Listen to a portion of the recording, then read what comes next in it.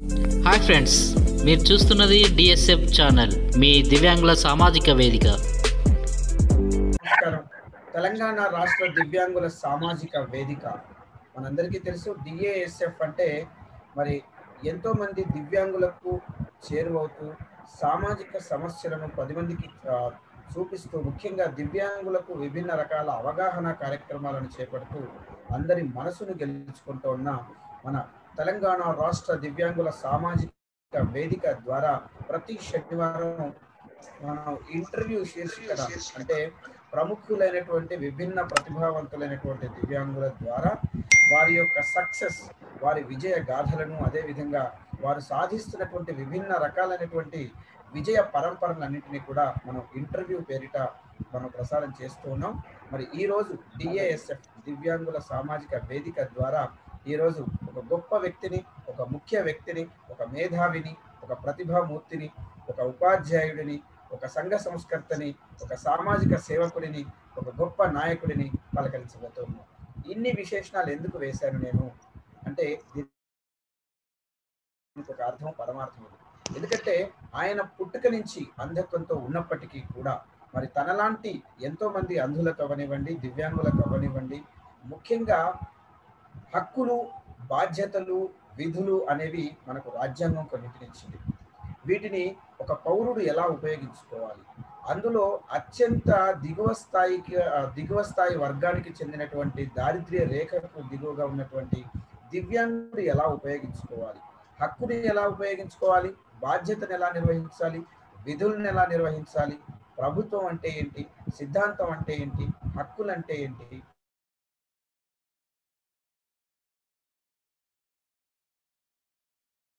తన మస్తిష్కంలో అటు సైద్ధాంతిక అంశాలు అవ్వనివ్వండి, రాజకీయ అంశాలు అవ్వనివ్వండి, వైజ్ఞానికపరమైనటువంటి అంశాలు అవ్వనివ్వండి, విద్యాపరమైనటువంటి అంశాలు అవ్వనివ్వండి, ఏవైనా సరే ఎన్నో భావాలను తనలో ఇమిడింపజేసుకొని సమాజానికి ఒక అకాడమిస్ట్గా, ఒక ఉపాధ్యాయుడిగా ఎంతోమందికి సేవలు అందిస్తున్న ఒక చక్కటి వ్యక్తి, the great intellectual academist mister Kalnati Srinivas garu ఈరోజు మనతో ఉన్నారు. సో వారు గతంలో మన డిఏఎస్ఎఫ్లో దివ్యాంగులకు సంబంధించినటువంటి అవగాహన సదస్సులో కూడా పార్టిసిపేట్ చేశారు. ఈరోజు వారు మనతో స్పెషల్గా మనసు విప్పి మాట్లాడటానికి ఓపెన్ టాక్కి ఈరోజు ఇంటర్వ్యూకి మనతో వచ్చారు. సో వారిని మనం వెల్కమ్ చేయాలి అంటే మరి వారి యొక్క బయోగ్రఫీ, ముఖ్యంగా వారు కల్నాటి శ్రీనివాస్ గారు నల్గొండ సూర్యాపేట ప్రాంతానికి చెందినటువంటి వారు. వారు ప్రస్తుతం visually challenged employees association Telangana state ఉద్యోగస్తుల అంధుల సమైక్య వేదికకు వారు వ్యవస్థాపక సభ్యుల్లో ఒకరుగా ఉన్నారు. అదేవిధంగా Surdas welfaring association for the blind, ఈ సంఘానికి వీరు ప్రధాన కార్యదర్శిగా పనిచేస్తూ ఉన్నారు. ప్రత్యక్షంగా పరోక్షంగా ఎన్నో సంఘాలతో చక్కటి సత్సంబంధాన్ని కలిగి ఉన్నటువంటి మిస్టర్ శ్రీనివాస్ కల్నాటి గారు is on the screen right now. So Srinivas గారిని మనం వెల్కమ్ చేద్దాం. సార్ నమస్తే అండి. నమస్కారం అండి. నేను మీ బయోగ్రఫీ చెప్పడానికి మీ గురించి చెప్పడానికి నేను చాలా ఎక్కువ సమయం తీసుకున్నాను. చెప్తాను. సభ్యులందరికీ నమస్కారం. నమస్కారం అండి. అందరికీ కూడా, మా వ్యూవర్స్ అందరికీ కూడా, మా డిఏఎస్ఎఫ్ యూట్యూబ్ ఛానల్ సభ్యులందరికీ కూడా మీ తరఫు నుంచి, మా తరఫు నుంచి అందరికీ స్వాగతం పలుకుదాం.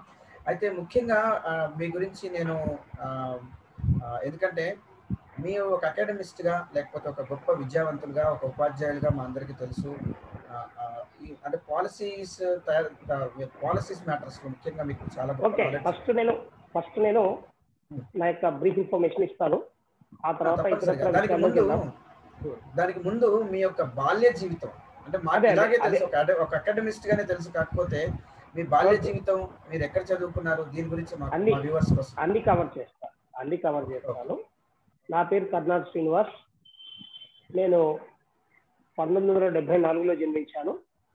1974 తెలుగు సంవత్సరాల ప్రకారం అయితే ఆనందనవ సంవత్సరం జ్యేష్ఠ మాసంలో జన్మించాను.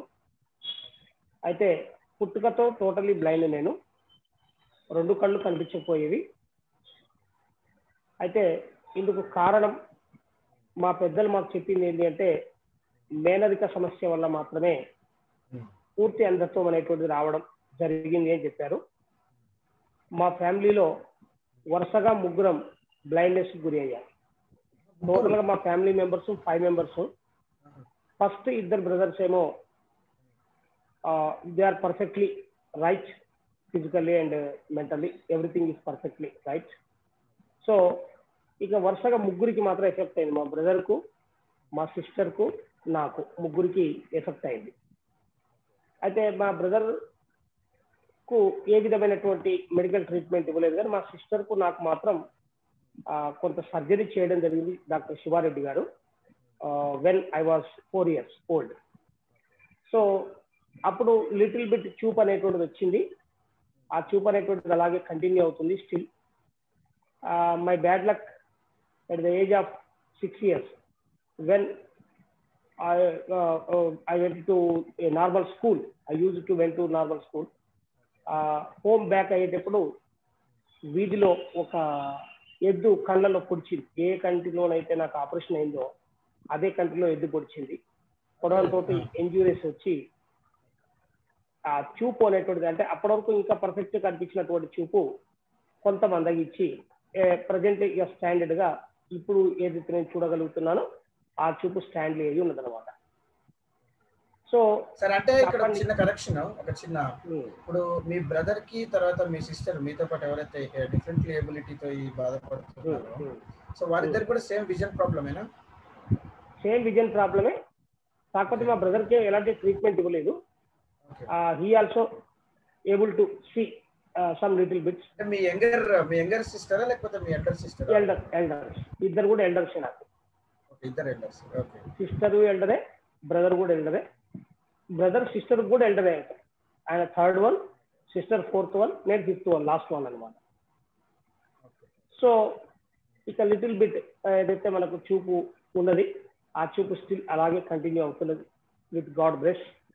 అయితే మా బ్రదర్ ఫస్ట్ పర్సన్ ఎవరైతే ఉన్నారో అతడు ఎంఏ ఇంగ్లీష్ చేశాడు ఆ రోజులలోనే. 1983లో he has completed his MA English. So ఆయన ఎంఏ ఇంగ్లీష్ చేసే రోజులలో ఒకరోజు క్యాజువల్గా ఏమైందంటే 1981లో ఎప్పుడైతే ఆయన అడ్మిట్ అయ్యాడో, అడ్మిట్ కాగానే ఒక సిటీ బస్సులో వెళ్తున్నప్పుడు అతడికి అనుకోకుండా ఒక బ్లైండ్ తటస్థించాడు. సిటీ బస్సులో వెళ్తున్నటువంటి ఒక బ్లైండ్ 1978లోనే ఫస్ట్ అతడు ఎంఏ తెలుగు చేశాడు, తర్వాత ఎంఏ ఇంగ్లీష్ చేశాడు. ఎంఏ తెలుగు చదువుతున్నటువంటి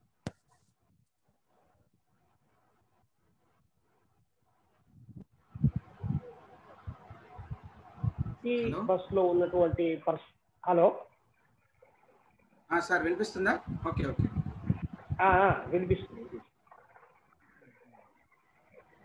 సో అప్పుడు ఏమైందంటే తను బస్సులో ఒక బ్లైండ్ వెళ్తుంటే అతన్ని పట్టుకొని అడిగాడు అనమాట, ఇట్లా మా బ్రదర్ బ్లైండ్, మా సిస్టర్ కూడా బ్లైండ్, అసలు బ్లైండ్ వాళ్ళకి చదువుకునేటువంటి ఆపర్చునిటీస్ ఏమున్నాయి, ఎలా ఉన్నాయని చెప్పేసి పూర్తి స్థాయిలో వివరాలు తెలుసుకోవడం జరిగింది.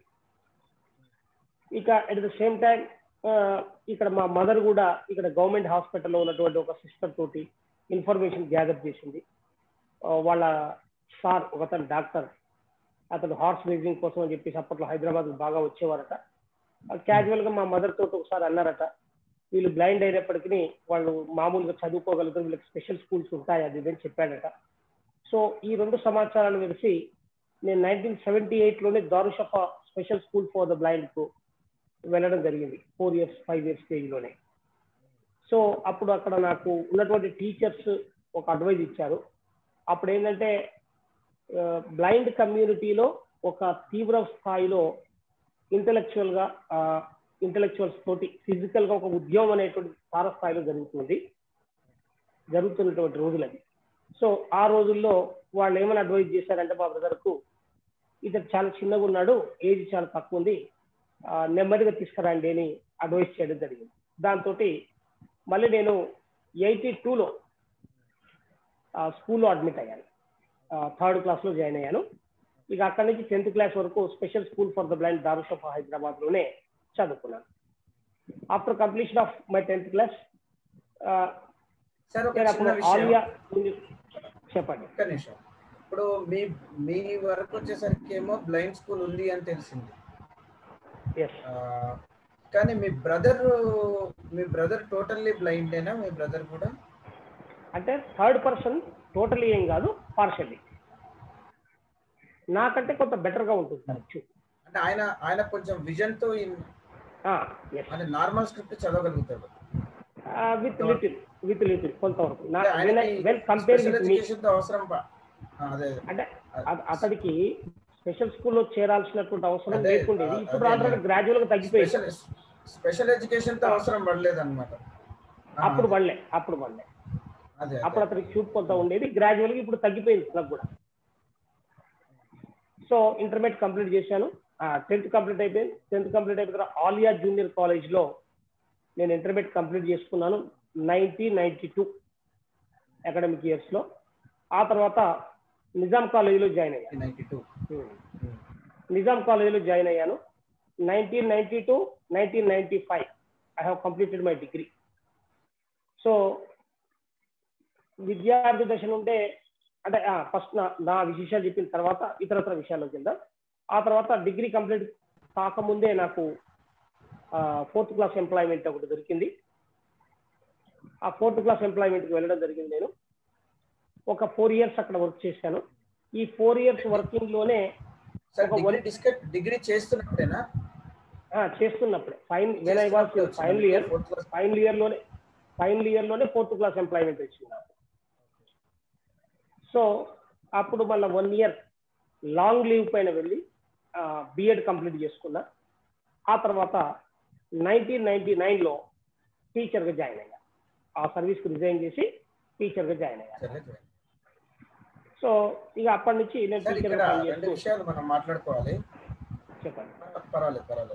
అయితే ఇక్కడ నేను అడుగుతుంది ఏంటంటే, మీరు గ్రాడ్యువల్ గా ఇంటర్మీడియట్ సరే 10th క్లాస్ వరకు మీరు బ్లైండ్ స్కూల్లో చదివచ్చారు కాబట్టి కొంతవరకు మీకు విజువల్లీ ఛాలెంజ్డ్ కమ్యూనిటీతో కొంతవరకు చాలా వరకు కూడా విజువల్లీ ఛాలెంజ్డ్ కమ్యూనిటీతో ఒక ఫుల్ ప్లేజ్డ్ బాండ్ అనేది ఏర్పడింది.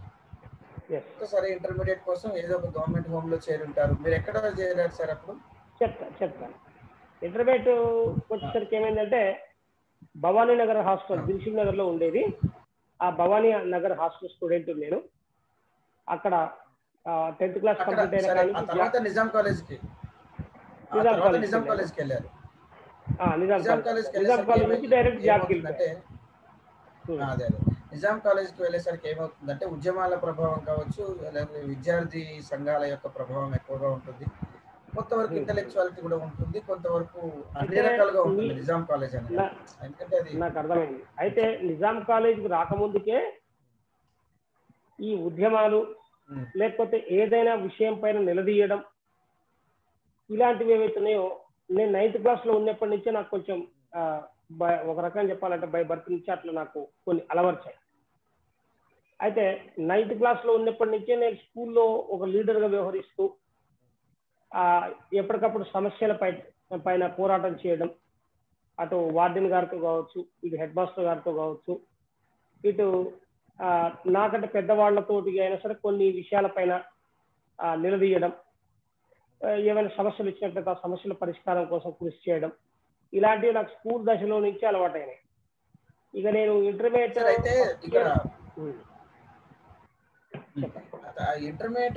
నుంచి ఇప్పుడు ఎందుకంటే నిజాం కాలేజ్ ఆపోజిట్ లోనే ఆలియా కాలేజ్. సో ఇంచుమించుగా రెండు కాలేజీలు అన్నా తమ్ముళ్ళ కాలేజీలు లాగా ఉంటాయి అవి రెండు. ఎందుకంటే ఈ విద్యార్థి సంఘాలు ఎటువంటి కార్యక్రమాలు చేయాలన్నా లేకపోతే విద్యా సంఘాల విద్యార్థి నాయకులు ఏ కార్యక్రమాలు చేయాలన్నా ముందు ఆలియా కాలేజ్కి వస్తారు. ఇంటర్మీడియట్ విద్యార్థి దగ్గరికి వస్తారు. అంటే వాటి ప్రభావం ఏమైనా ఉందా అనేది కూడా కొంతవరకు. అంటే స్టూడెంట్స్ దశలో ఆ రోజులలో స్టూడెంట్స్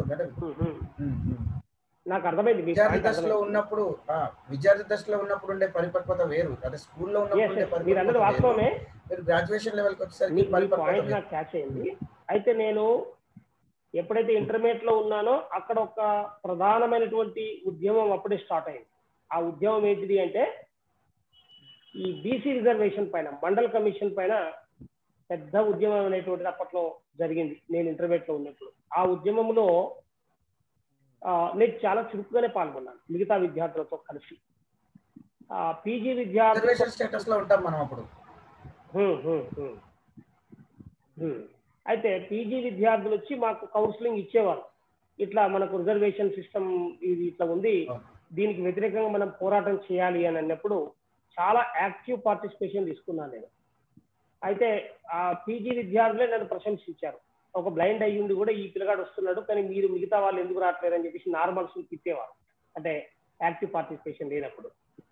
సో అలా ఇటు మెడికల్ కాలేజీలో ఉన్నటువంటి పీజీ విద్యార్థులు, అటు ఓయూలో ఉన్నటువంటి పీజీ విద్యార్థులు, వీళ్ళందరితోటి ఆ ఉద్యమాలు అనేటువంటి చాలా చురుకుగా సాగినప్పట్లో అప్పట్లో నేను కూడా యాక్టివ్ పార్టిసిపేషన్ చేశాను.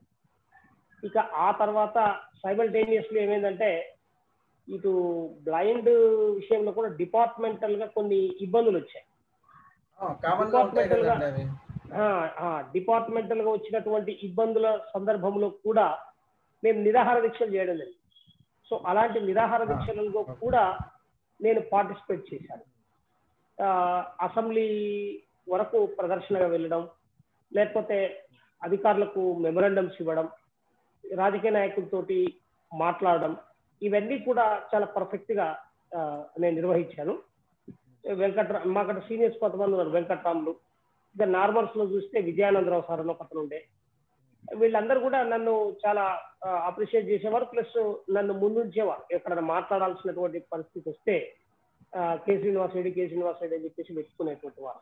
అలాంటి పరిస్థితి అప్పట్లో ఉండేది. ఇక అదే తరుణంలో ఇక నాకు ఆర్గనైజేషన్ జీవితం అనేటువంటి స్టార్ట్ అయింది. ఒక్క నిమిషం సార్, ఈ ఆర్గనైజేషన్ విషయాలకు వెళ్లే ముందు ఒక 2 విషయాలు మాట్లాడదాం. మీకు జనరల్ గా ఏంటంటే, సరే సమస్యల మీద పోరాడటం వేరు, సమస్యల గురించి మాట్లాడటం అనేది వేరు. కానీ సైంటిఫిక్ గా మాట్లాడాలి అంటే మనకు కొన్ని చట్టాల మీద అవగాహన ఉండాలి. ఆ యొక్క చట్టాలకు సంబంధించినటువంటి విషయ పరిజ్ఞానం అనేది పూర్తిగా ఉండాలి. కానీ మీకు ఎగ్జామినేషన్ సంబంధించినటువంటి జీవోలు కానీ, లేదంటే మరే ఇతర జీవోలు అయినా సరే, తర్వాత ఎగ్జామినేషన్స్ లో ఉండేటువంటి మ్యాప్ ఎగ్జామ్షన్ జీవోలు కానీ, ఇంకేమైనా అలవెన్స్ జీవోలు కానీ, డిఫరెంట్లీ ఏబుల్డ్ వెల్ఫేరింగ్ స్కీమ్స్ కి సంబంధించిన జీవోలు కానీ, ఇవన్నీ డిగ్రీ లెవెల్లోనే మీరు బాగా సంపాదించుకునేవారు అని మేము బాగా విన్నాం. సో దీనికి సంబంధించి అసలు ఎందుకు మీకు జీవోల పైన అంత చెప్తా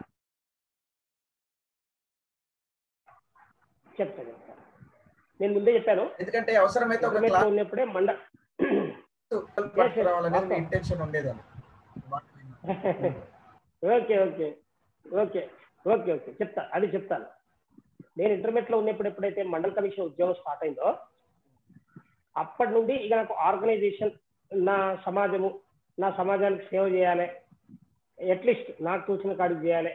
నెక్స్ట్ అసలు జీవోలు ఏంటివి, ప్రభుత్వం ఎలాంటి జీవోలు తీస్తుంది, ఆ జీవోలు మాకు ఎంతవరకు యూస్ఫుల్ అవుతున్నాయి, ఇదంతా కూడా నాకు ఆలోచన రావడానికి ప్రధాన కారణం ఏంటంటే, నేను ఇంటర్మీడియట్ సెకండ్ ఇయర్ లో ఉన్నప్పుడు Andhra Pradesh federation of the blind అనేది ఒకటి ఉండేది.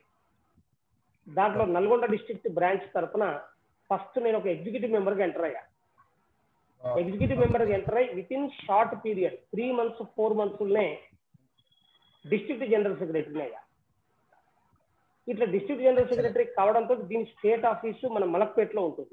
నేను స్టూడెంట్నే, అప్పుడు కాలేజీలో చదువుకుంటున్నాను కాబట్టి ప్రతిరోజు ఈ మలక్పేటలో ఉన్నటువంటి ఫెడరేషన్ ఆఫీస్కు వెళ్ళేవాడిని. అక్కడ ఆర్ఎల్ సేతి అని ఒక ప్లేస్మెంట్ ఆఫీసర్ ఉండేవాడు. ఈయన retired IPS officer, Indian postal services లో రిటైర్డ్ ఐపీఎస్ ఆఫీసర్.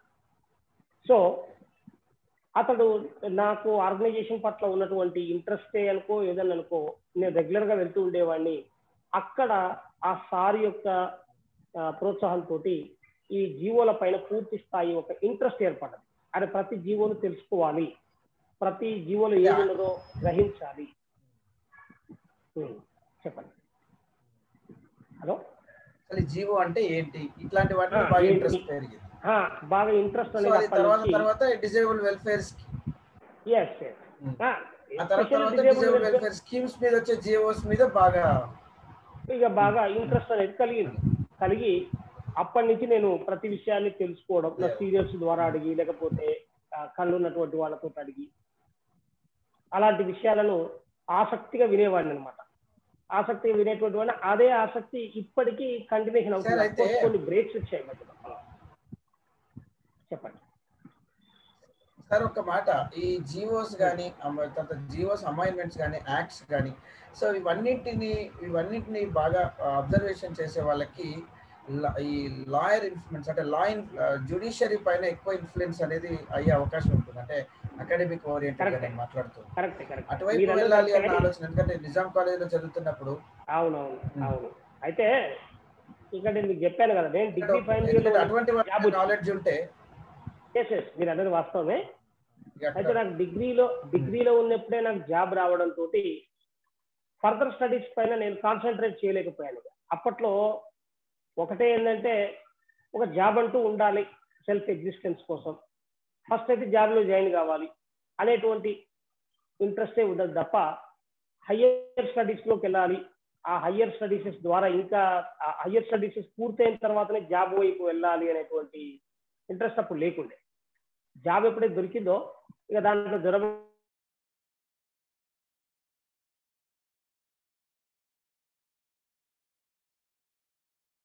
మీరు అన్నట్టు లా పైన ఇంట్రెస్ట్ కలగడము, ఆ తదుపరి ఏం జరిగేదో. ఇప్పుడు నా ఫ్రెండ్స్ నాకంటే జూనియర్ అయినటువంటి డాక్టర్ శ్రీపాద గంగాధర్ ఉన్నాడు, నాకంటే 1 year జూనియర్. తను సెంట్రల్ యూనివర్సిటీలో చదువుకున్నాడు.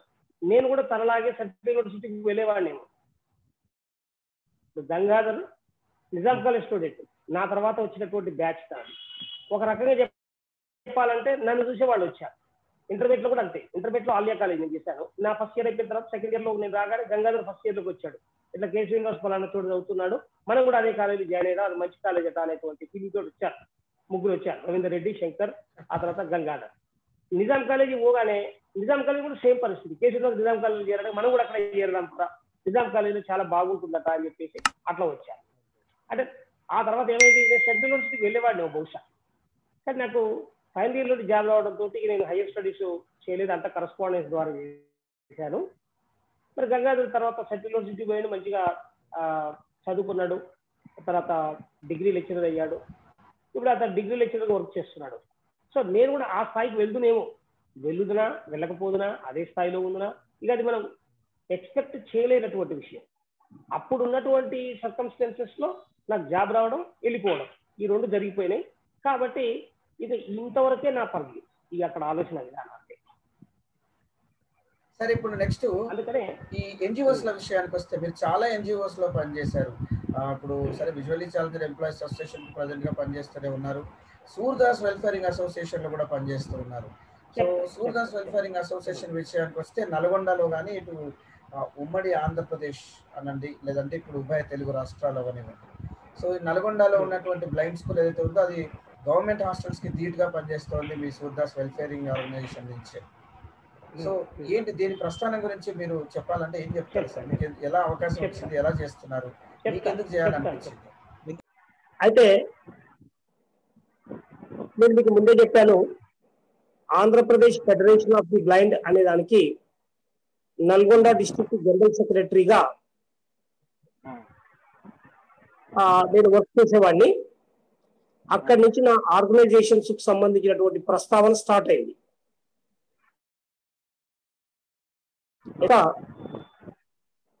Development and welfare association of the blind, Surdas Bhavan, నల్గొండలో మేము లైక్ మైండెడ్ పీపుల్ అందరం కలిసి ఒక అసోసియేషన్ స్టార్ట్ చేసుకున్నాము. ఆ రోజుల్లో మా యొక్క మెయిన్ ఏం ఏంటిది అంటే 8th ప్లాన్ కింద గవర్నమెంట్ ఆఫ్ ఇండియా ఒక స్కీమ్ పెట్టింది. 1986 న్యూ ఎడ్యుకేషన్ పాలసీలో integrated education for persons with disabilities అని పెట్టింది. అంటే అందులో భాగంగా ఒక బ్లైండ్ రిసోర్స్ పర్సన్ నల్గొండకి ఇచ్చారు. వారు ఏం చేయాలంటే ఒక 8 members ని సమకూర్చుకొని ఈ 8 members కు అడ్మిషన్ చేయించి వీళ్ళకి హాస్టల్ ఫెసిలిటీ మనమే కల్పించుకోవాలి, లేదా వాళ్ళు ఇంటి నుంచి వచ్చేటట్టు ప్లాన్ చేసుకోవాలి, అలా పెట్టింది. సో ఈ సిస్టానికి వ్యతిరేకంగా మేమేం చేసినటువంటి ఆర్గనైజేషన్ అనేటువంటి స్టార్ట్ చేసి కొంతమంది దాతల సహకారంతో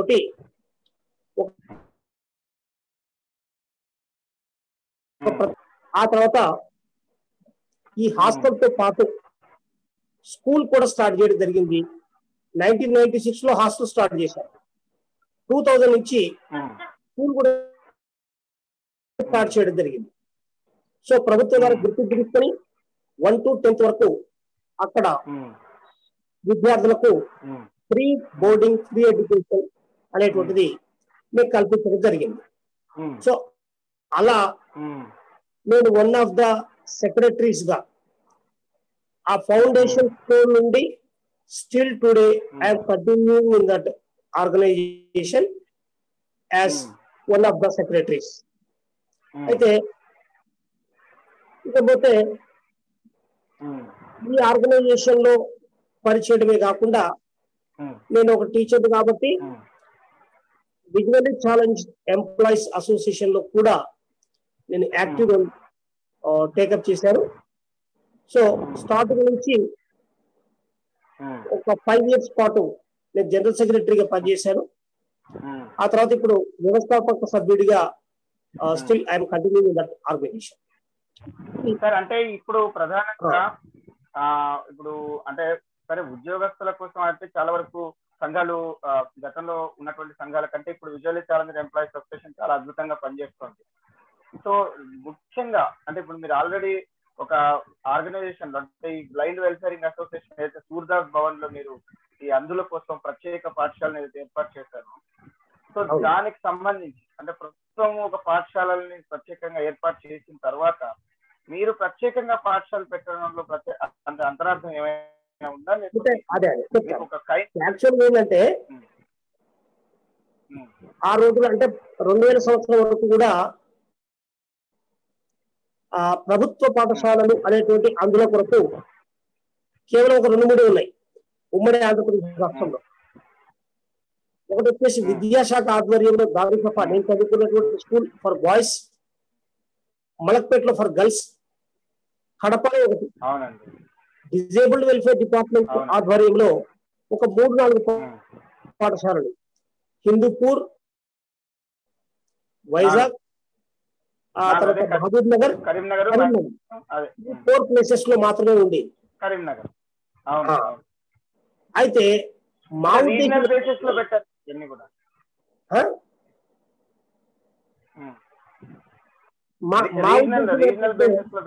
ప్రతి జిల్లాకు కనీసం ఒక పాఠశాల ఉంటే బాగుంటుంది. ప్రభుత్వం ప్రతి జిల్లాకు ఒక పాఠశాల స్టార్ట్ చేయలేదు కాబట్టి ఈ నల్లగొండ చుట్టుపక్కల ప్రాంతాల్లో ఉన్నటువంటి బ్లైండ్ అందరికీ నెక్స్ట్ నియర్ బై డిస్ట్రిక్ట్స్ అయినటువంటి ఖమ్మం, వరంగల్ ఇలాంటి జిల్లాల నుంచి వచ్చేటువంటి పీపుల్ అందరినీ దృష్టిలో పెట్టుకుని మేము ఈ పాఠశాలను స్థాపించడం జరిగింది. ఈ పాఠశాల స్థాపించడానికి మెయిన్ కారణం మాత్రం ఇంటిగ్రేటెడ్ ఎడ్యుకేషన్ లో వచ్చినటువంటి ఫెయిల్యూర్. అక్కడ చదువుకునేటువంటి పిల్లలకి ఏం చేసేవాళ్ళంటే నార్మల్ హాస్టల్లో అడ్మిషన్స్ ఇచ్చారు.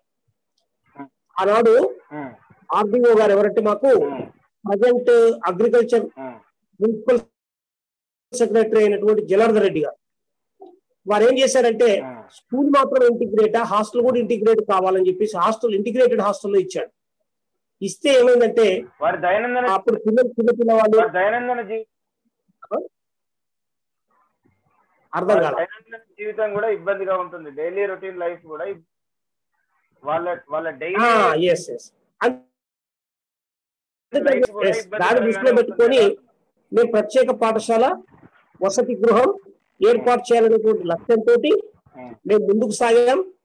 దాతల సహకారం తీసుకున్నాం, ఊరూరు తిరిగాం, విద్యార్థులను గుర్తించాం, వారిని పాఠశాలలో చేర్చాం, భౌతిక వనరులను సమకూర్చుకోవడానికి దాతల సహకారం తీసుకున్నాం, అనేక కార్యక్రమాలు పెట్టాం, సెమినార్స్ పెట్టాం, ప్రముఖమైనటువంటి వ్యక్తులందరినీ మా పాఠశాలకు ఆహ్వానించాం.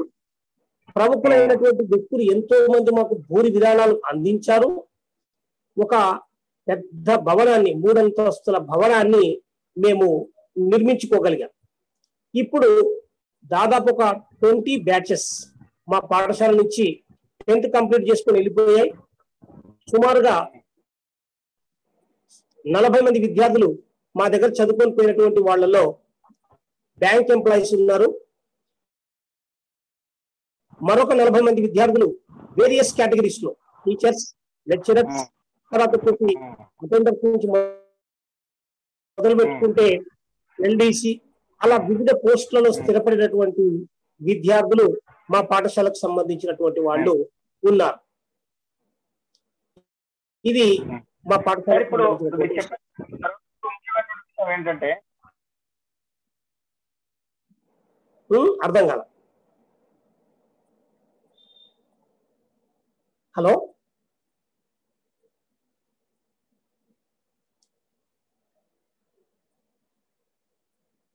హలో వినిపిస్తుంది కదండి? ఇప్పుడు వినిపిస్తుంది. సార్, ఈ గవర్నమెంట్ ఎడ్యుకేషన్ సంబంధించి ఈ మధ్య కాలంలో 2019 ఏదో కొత్తగా న్యూ ఎడ్యుకేషన్ పాలసీ సిస్టమ్ ఏదో వస్తుందన్నారు. సో దీని వల్ల విజువల్లీ చాలా ఏమైనా ఇబ్బందికరమైన పరిస్థితులు వచ్చే అవకాశం ఉందా చైల్డ్ ఎడ్యుకేషన్, ఎస్పెషల్ గా బ్లైండ్ కమ్యూనిటీ? అలాంటి విషయాలు న్యూ ఎడ్యుకేషన్ పాలసీలో ప్రస్తావించలే. వారు ఏం చెప్పారంటే rights of persons with disabilities act లో మేము ఏదైతే ప్రామిస్ చేశామో దాన్ని అలాగే కంటిన్యూ చేస్తాము అని చెప్పారు. అంటే దాని అర్థం ఏంటి? ఇంక్లూజివ్ ఎడ్యుకేషన్ కంటిన్యూషన్ చేయడం. అంటే సివియర్ డిసేబుల్డ్ అవసరమైతే టోటలీ బ్లైండ్స్ కోసం ప్రత్యేక పాఠశాలలు కొనసాగిస్తూ, పార్షల్లీ బ్లైండ్ ఎవరైతే ఉంటారో those who can see, those who can go themselves, అలాంటి వాళ్ళ కోసం ఇంక్లూజివ్ ఎడ్యుకేషన్ ప్రోత్సహిస్తామని చెప్పడం జరిగింది. అంటే న్యూ ఎడ్యుకేషన్ పాలసీ బ్లైండ్ కు ఫ్రెండ్లీగానే ఉంది తప్ప యాంటీగా ఏమీ లేదు.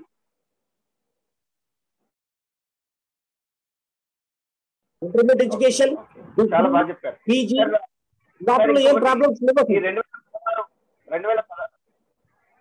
ఇది ఈ 2016 చట్టం ఏదైతే ఉందో స్పెషల్ గా డిఫరెంట్లీ ఈ విజువల్లీ మన డిజేబిలిటీ కోసం వచ్చిన 2016 చట్టం, ఈ చట్టం రాబోయే రోజుల్లో ఎలా ఉండబోతుంది? ఇప్పటి వరకు ఇంప్లిమెంటేషన్ ఎలా ఉంది మన తెలుగు అయితే ఇక్కడ ఒక విషయం ఏంటంటే పాలసీ మేకర్స్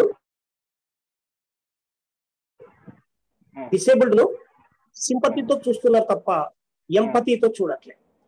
మనకు కావాల్సింది ఏంటంటే ఎంపతి, సింపతి వద్దు, మనకు ఎంపతి కావాలి. అయితే ఈక్వాలిటీ, ప్రొటెక్షన్ ఆఫ్ రైట్స్ ఇవన్నీ పేపర్ కి పరిమితం అవుతున్నాయి తప్ప ప్రాక్టికాలిటీకి వచ్చేసరికి చాలా ఇబ్బందులు ఎదుర్కొంటున్నాం. అఫ్ కోర్స్ 95 యాక్ట్ తోటి పోల్చుకుంటే 2016 యాక్ట్ మెరుగైనటువంటి సౌకర్యాలు కల్పించింది. UNCRPD లో ఉన్నటువంటి పాయింట్స్ ను కవర్ చేశారు. ఆ యాక్ట్ లో మాక్సిమం పార్ట్ మన విజువల్లీ ఛాలెంజ్ లో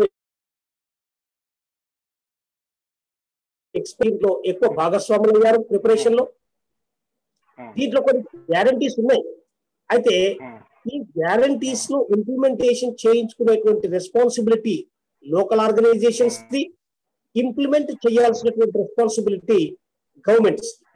అయితే చివరిగా ఒక మాట చట్టంలో ఉన్నటువంటి విషయాలను ప్రాపర్ గా గవర్నమెంట్ కి రిప్రజెంట్ చేసి వాటిని ఇంప్లిమెంట్ చేసే విధంగా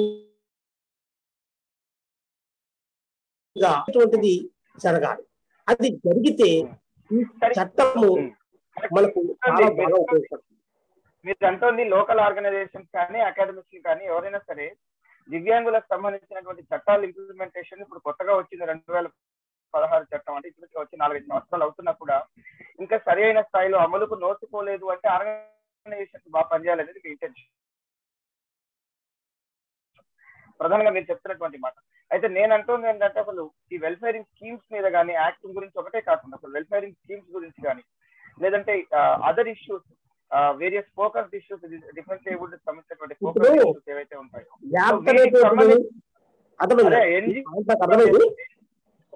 ఈ పాయింట్ నాకు అర్థమైంది. నేను దాన్ని బ్రీఫ్ గా చెప్పేస్తాను ఒకటి మాటలో. యాక్ట్ మొత్తం 70 పేజీలు ఉంది. ఈ 70 పేజీల యాక్ట్ లో అన్ని విషయాలను చర్చించాడు. ఏంటి?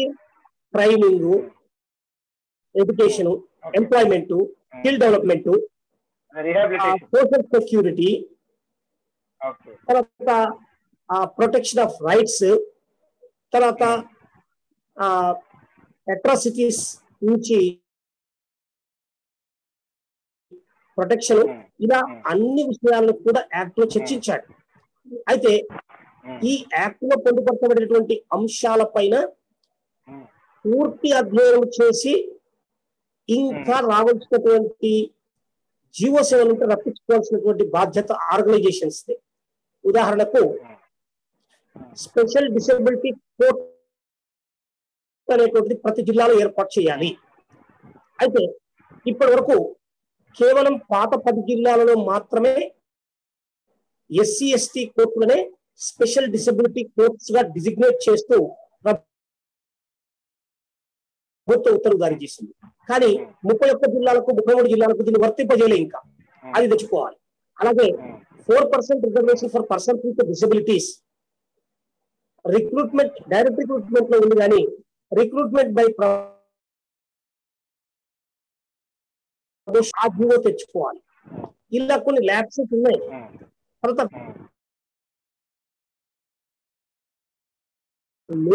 పార్లమెంట్ చట్టం సెక్షన్ 16, సెక్షన్ 17 ఈ 2 సెక్షన్స్ ఏం చెప్తున్నాయంటే యాక్ట్ అమల్లోకి వచ్చిన 2 సంవత్సరాల లోపు ఒక పెద్ద సర్వే నిర్వహించాలి ప్రభుత్వం.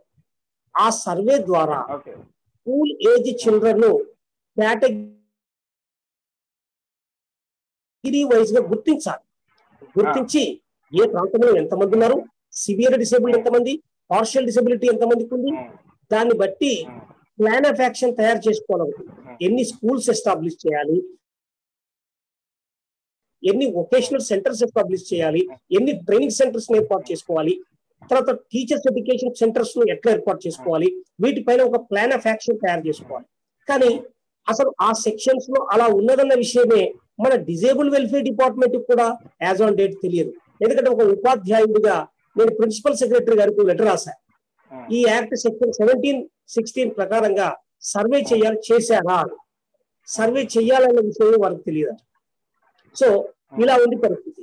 సో ఫస్ట్ ఆఫ్ ఆల్ ఆ రోజుల్లో 1995 యాక్ట్ అమల్లోకి వచ్చినప్పుడు ప్రభుత్వం ఏం చేశారు? దీనికి సంబంధించి నేనేమంటున్నానంటే సెక్రటరీలు, ప్రిన్సిపల్ సెక్రటరీలు కానీ స్పెషల్ సెక్రటరీలు కానీ ఎవరైనా సో వాళ్ళు ఒక గ్రేస్ పీరియడ్ లో ఉంటారు, ఒక 1 year 6 నెలలు ఎంతో ఉంటారు. సో ఈ యాక్ట్ మీద అవగాహన కల్పించాల్సిన బాధ్యత మీలాంటి ఇంటలెక్చువల్సే కదా అనేది నా ఉద్దేశం. నేను అదే చెప్తున్నాను. 1995 భారత పార్లమెంట్ చేసినటువంటి చట్టం పైన ప్రతి జిల్లాలో కూడా అధికారులకు అవగాహన సదస్సు పెట్టింది. కానీ దురదృష్టం ఈ 2016 యాక్ట్ పైన మాత్రం అలాంటి సదస్సులు ఇప్పటికీ పెట్టట్లే. కేవలం ఆన్లైన్ లో చూసి చదువుకోవడం, తెలుసుకోవడం, స్వతహాగా ఎవరికైనా ఇంట్రెస్ట్ ఉండి తెలుసుకుంటే తప్ప ఈ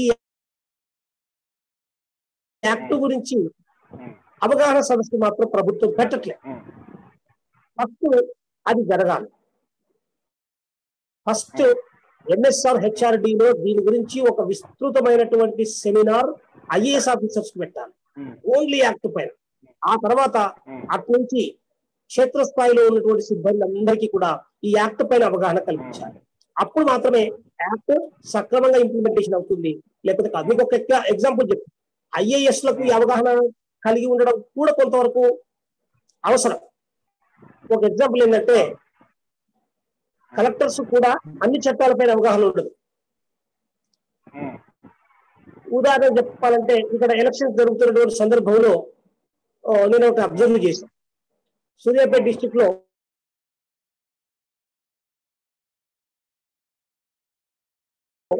లేటర్ పంపించినప్పుడు ఆ పార్టీ అతను ఏంటంటే మీ రూల్ బుక్ చూడండి సార్, రూల్ బుక్ లో ఉంటుంది అని చెప్తారు. ఆ సమయాన్ని కలెక్టర్ అక్కడికి వచ్చాడు. అంటే కలెక్టర్ కూడా వాస్తవానికి ఆ రూల్ అవగాహన లేదు. అంటే నేను చెప్పొచ్చేది ఏంటంటే యాక్ట్స్ అనేటువంటివి అందరికీ వచ్చిన కొత్తలో అవగాహన ఉండదు. కాబట్టి వాటిపైన అవేర్నెస్ క్రియేట్ చేయాల్సినటువంటి responsibility either by organisations or by the గవర్నమెంటే ఉంటున్నాను.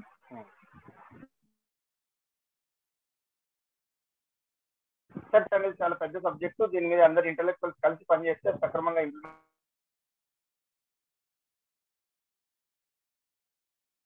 కూడా సరే దానికి సంబంధించి ఇక్కడ ఉండాల్సినటువంటి లొసుగులు లోపాలు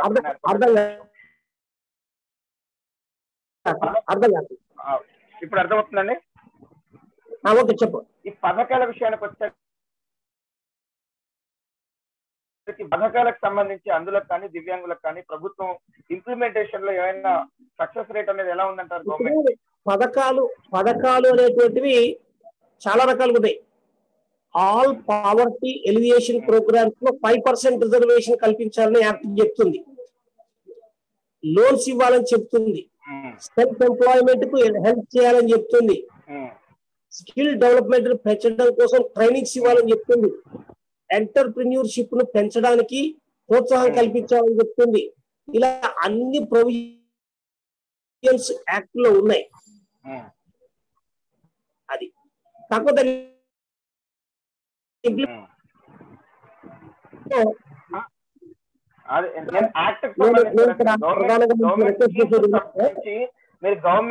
నా దగ్గర కొంత టెక్నికల్ ఇష్యూస్ ఉన్నాయి. ఈ టెక్నికల్ ఇష్యూస్ వల్ల మీ యొక్క వాయిస్ నేను పూర్తిగా వినలేకపోతున్నాను. నేను టోటల్ గా బ్రీఫ్ చేయదలుచుకున్నాను.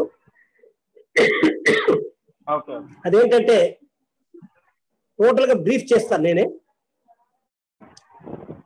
2016 వికలాంగుల చట్టంలో అనేక ప్రొవిజన్స్ ఉన్నాయి. ఈ ప్రొవిజన్స్ ఏవైతున్నాయో వీటిని ఇంప్లిమెంటేషన్ చేయాల్సినటువంటి బాధ్యత ప్రభుత్వాధికారులది. ఈ యాక్ట్ పైన ప్రభుత్వాధికారులకు పూర్తి స్థాయి అవగాహన కల్పించాలి. అప్పుడు యాక్ట్ సమర్థవంతంగా ఇంప్లిమెంట్ అవుతుంది. చాలా ఉన్నాయి. యాక్ట్ లో కొన్ని సెక్షన్స్ పైన అసలు జనాలకు అవగాహన లేదు. మరొక ప్రధానమైనటువంటి విషయం ఏంటంటే యాక్ట్ అమలు సక్రమంగా జరుగుతుందా లేదా అనే విషయాన్ని పర్యవేక్షించి తగు తీర్పులు ఇవ్వడానికి యాక్ట్ లో సెక్షన్ 79, సెక్షన్ 57 వీటిలో కమిషనర్స్ ఏర్పాటు చేయాలి. National wise and state wise అనేటువంటి పాయింట్స్ ఉన్నాయి. కానీ దురదృష్టం ఏంటంటే నేషనల్ లో కానీ స్టేట్ లో కానీ అలాంటి స్పెషల్ కమిషనర్ ఇంతవరకు ఏర్పాటు చేయలేదు. మన తెలంగాణ స్టేట్ లో ఉమ్మడి ఆంధ్రప్రదేశ్ ను చూసినట్లయితే, అంటే ఆంధ్రప్రదేశ్ స్టేట్ ను చూసినట్లయితే state commissioner for persons with disability separate గా ఏర్పాటు చేయబడలేదు. ఫస్ట్ అది ఏర్పాటు చేయాలి. ఏం చేస్తున్నారంటే వీళ్ళు అసిస్టెంట్ అంటే కమిషనర్ అంటే డైరెక్టర్ గారికి అదనపు బాధ్యతలు అప్పచెప్తున్నారు. ఇది చాలా తప్పు. ఎందుకంటే వికలాంగుల సంక్షేమాన్ని పర్యవేక్షణ చేసే అధికారం డైరెక్టర్ గారికి ఉంటుంది. న్యాయ అధికారం కూడా అతడికి ఇచ్చినట్లయితే అది చాలా తప్పుడు పద్ధతి. కాబట్టి జియో 17 ద్వారా ఏవైతే అధికారాలను తెలంగాణ ప్రభుత్వం డైరెక్టర్ గారికి కట్టబెట్టిందో దాన్ని తొలగించేసి special post independent state commissioner on the rights of persons with disabilities అనే దాన్ని తక్షణమే తెలంగాణ రాష్ట్రం ఏర్పాటు చేయాలి. అప్పుడు ఈ యాక్ట్ అమలు ఖచ్చితంగా జరుగుతుందా లేదా అతను సుమోటోగా చూసుకొని అమలు జరిగేటట్టుగా చేస్తాడు. ఇది యాక్ట్ కి సంబంధించి నేను చెప్పాలనుకున్నటువంటి విషయాలు. సరే, మరొక సందర్భంలో మరొకసారి కలిసినప్పుడు మరికొన్ని విషయాలకి కృతజ్ఞతలు తెలియజేయండి. థ్యాంక్ యూ శ్రీనివాస్ గారు, చాలా చక్కటి విషయాలు చెప్పారు. మీలాంటి వాళ్ళు ఎప్పుడు దివ్యాంగుల సామాజిక వేదిక అందుబాటులో ఉండి మరిన్ని కార్యక్రమాల్లో మీరు భాగస్థులు అవుతారని ఆశిస్తూ, సో మరో చక్కటి వీడియోలో వచ్చే శనివారం మరో ఇంటర్వ్యూలో మళ్ళీ కలుద్దాం. అందాక డిఎస్ఎఫ్ యూట్యూబ్ ఛానల్ చూస్తున్నటువంటి ప్రతి ఒక్కరికి కూడా మనస్ఫూర్తిగా ధన్యవాదాలు తెలియజేస్తూ వెంకటేష్ అఫీషియల్లీ సైనింగ్ ఆఫ్. నమస్తే, గుడ్ నైట్, బాయ్.